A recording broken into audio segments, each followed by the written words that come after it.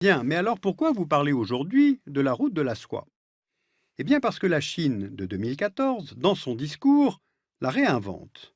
En mai dernier, l'agence de presse Xinhua, qui est détenue par l'État chinois, a rendu publique une première carte officielle de, je cite, la nouvelle route de la soie.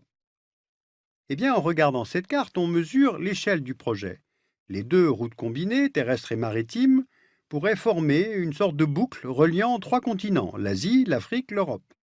Alors de quoi s'agit-il exactement? D'une route commerciale à renforcer, à mettre sur pied, ou bien d'un concept géopolitique un peu flou?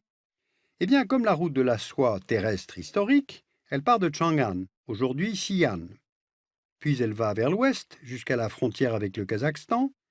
Elle traverse ensuite l'Asie centrale, le nord de l'Iran, avant de continuer vers l'ouest à travers l'Irak et la Syrie.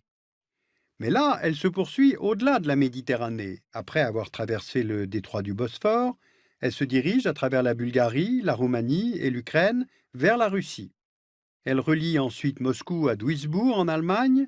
Duisbourg est une ville de la Ruhr, c'est le plus grand port intérieur du monde et un carrefour pour le transport et les activités logistiques dans toute l'Europe médiane. La route atteint ensuite Rotterdam aux Pays-Bas avant de repartir vers Venise.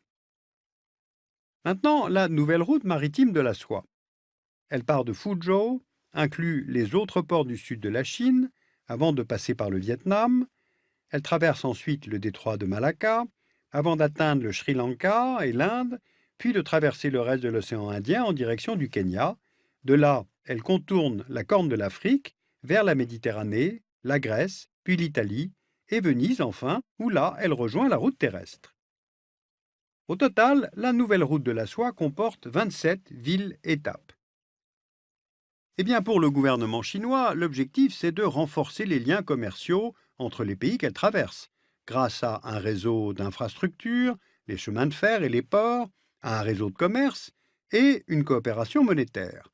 Sans oublier, bien sûr, le renforcement des liens diplomatiques entre les États et bien sûr les échanges culturels.